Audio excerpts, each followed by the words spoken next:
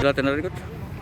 Materi latihan pagi ini adalah yang pertama recovery training ya, tapi kita masukkan juga taktikal sedikit karena anak-anak udah 1,5 hari tidak latihan dan perjalanan studio selama 10 jam sampai di hotel, jadi semuanya kita combine aja sehingga lebih kurang 1 jam lebih kita latihan.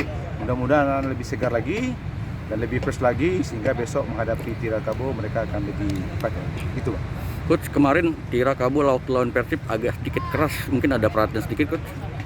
Ya saya pikir itu normal lah ya, pertandingan sepak bola itu pasti ada keras, tapi jangan sampai menjurus kasar ya. Mudah-mudahan anak-anak bisa meladeninya, tapi dengan syarat jangan ada niat untuk mencederai.